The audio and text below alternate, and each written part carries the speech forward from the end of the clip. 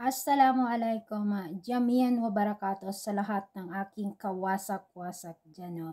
I-share ko sa inyo yung mga struggle ng aking page, ano yung violation ko, bakit ako na-restricted, at ano ang ginawa ko during the time na na-restricted ako. So, makinig kayo para hindi nyo na maulit sa inyong page. Pero bago yan, ipagambog ko pa ni intro ko.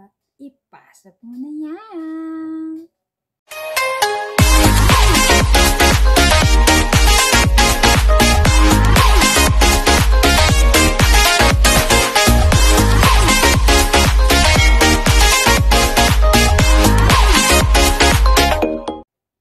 Once again, Assalamualaikum sa lahat ng aking kawasak-wasak dyan and sa lahat ng aking kamata-mata dyan. Ayan ang pag-uusapan natin kung bakit ako not recommended. Ano bang nagawa ko sa aking page? Bakit ako not recommended? Kahit wala akong violation, restricted ako. Ano nga ba ang dahilan bakit ako na-restricted? Ayan. Yes, na-restricted ako ng 3 months. 3 months po akong na-restricted mula January 7 until the end of April. No? Saka pa ako nakapag-live or nawala yung restricted ko after Eid ng Ramadan. So, napakalaki po ng affected sa aking page yung pagka-restricted ko. Una dyan ay hindi ako nakakapag-live. Bakit nga ba ako restricted? Dahil sa comment ko na paulit-ulit. Yung auto-type during the time na nagfa-follow to follow ako. Kaya mag-iingat po kayo sa mga comment nyo na paulit-ulit. Tapansin nyo ba, pag nagka-count me in kayo ng paulit-ulit, ayan, nare-restricted kayo. Yung auto-type, ano ba yung auto-type? Yung mga thank you so much, congratulations, count me in. Yung magta-type ka tapos merong message sa type sa taas, yan po ay tinatawag na auto-type. No? So mag-iingat po kayo kasi ako, alam ko yung kalakalan ng YouTube to FB. Kaya nag-iingat talaga ako. Never akong na-violation sa aking mga video. No? Kahit ang ngala-ngala ko ay iba magbuga ng laba, no? Never akong na-violation sa lahat ng aking page, no? Sa aking video pala, no? Na restricted ako dahil sa comment ko na paulit-ulit during the time na nagfa-follow to follow ako. Hindi ko naman sinasabi na masama mag-follow to follow, pero mag-comment po kayo na aayon sa bidyong inyong pinapanood. Huwag niyong i-comment yung count me in, congratulations, lalo na kung hindi ka congrats ang bidyong kinukomentan mo ng congratulations, no? Ang gawin nyo lang po para mapansin kayo ng content creator natin ay mag-comment kayo sa mga video niya, no? Kapag hindi ka pa napansin, no, at hindi ka binalikan, mag-comment ka sa another video niya hanggang mapansin ka. Ganun po ang aking ginagawa, no? And yun na nga, restricted tayo ng 3 months, no? After 3 months na setup ko yung stars, ads on reels, in-stream ads, at saka yung subscription. So, after that 3 months na restricted ako at bumagsak po talaga ang aking dashboard, no? After that, na-set up ko lahat ng tools of monetization ni Meta. So, ang kulang na lang po sa aking page ay live ads. Kasi hindi talaga ako nagla-live ng mahaba. Hindi kaya ng ngala-ngala ko. Kaya naglo-long video ako. Ayan. So, dahil namula ang ating dashboard, ang una kong ginawa ay during the time na restricted ako, ay nagpatuloy pa rin akong mag-upload every day. Sometimes 5 video per day sa Reels. Kaya nakuha ko yung ads on Reels during the time na restricted ako ng 3 months. No? Kaya mag-iingat kayo. Kung merong problema sa inyong page, huwag kayong mawala ng pag-asa. Upload lang kayo ng upload ng FB nyo para ipakita nyo kay Meta na willing kayo sa inyong ginagawa, no? No matter what happen, may manood man o wala, may mag-share man o wala, may mag-suporta man sa inyo o wala.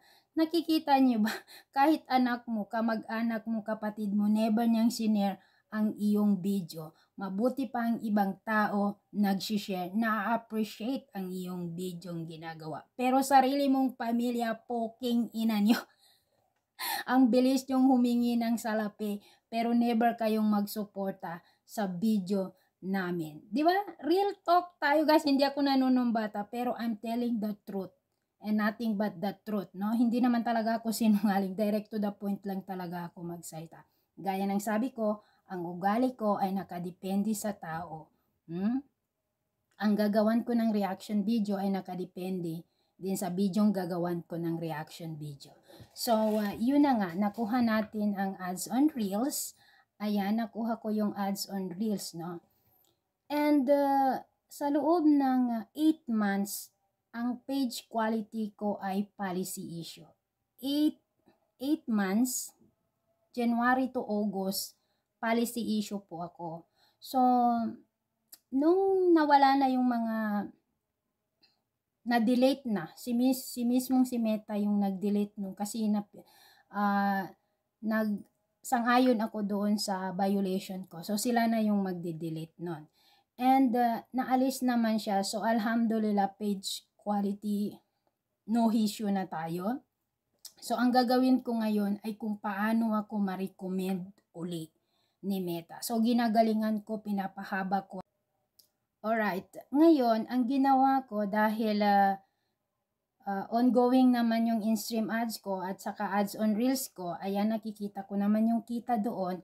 Ang ginagawa ko ay magpapansin kay Meta kung paano niya ako ma-recommended uli. So, ginagawa ko is long video. Nakakatulong po yung long video lalo na kung na-setup mo ang in-stream ads. Dahil mas mahaba yung video, mas mahaba rin po yung ads. Sometimes, dalawa daw yung ads ko sa isang video ko. Ayan. And, ngayon, napapansin na ako ni Meta, pero not recommended pa rin yung page ko, but no violation na ako. So, hinihintay ko lang talaga na ma-recommend ako. And, napakabagal po ng update ni Meta, no? Mag-ano kayo? What do you call that? Maging patient lang kayo.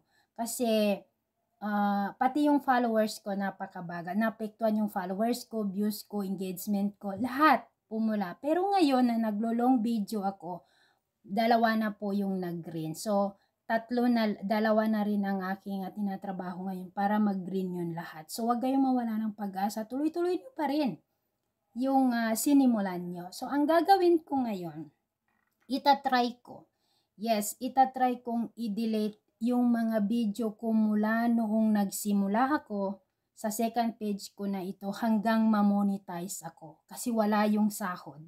Walang sahod po. Walang bayad yun. Kahit nag-viral yun, walang bayad. Saka ka pa mababayaran ni Meta kung ma-monetize na yung in-stream ads mo at ang ads on list. Dahil ang pinakamahalagang tools of monetization ni Meta, no? Sa page ay pakaiingatan nyo is ads on Reels, in-stream ads at live ads. Kaya pinupursigi ko, no, talaga na makuha ko yung live ads kasi kikita tayo dyan. Yang tatlo na yan, dyan tayo kikita, no? Hindi tayo kikita sa laki ng followers. Ang pagbablog ay video po ang puhunan, hindi ang laki ng followers. No? Sa video po tayo, kaya kapalan nyo ang mukha nyo. Kung wala kang kapal ng mukha, kung mahihiya ka, paano mo makamit yung goal mo? Paano ka ma-monetize kung isang video lang yung gagawin? Gustong-gusto mong ma-monetize pero ang tamad-tamad mo. No? Kung gusto mong ma-monetize agad at makuha ang engagement na yan, ay mag-upload ka everyday. Ganun yung ginawa ko eh. Wala akong pakialam kung may manood o wala. No? Sana may natutunan kayo sa bidyong aking binahagi sa iyo. Lagi kong sinasabi, magpakita ng suporta bago humingi ng suporta. Mas maganda pa ring tignan, sabay-sabay tayong aangat. Kaya let's support everyone. Pag nakita mong nasa baba ang kasama mo, hilain mo. That's why sometimes pag rinibat kita, hinihila kita. Once again, shout naman. Wassalamualaikum. Don't forget to like, share, and comment to all my video. Love you everyone.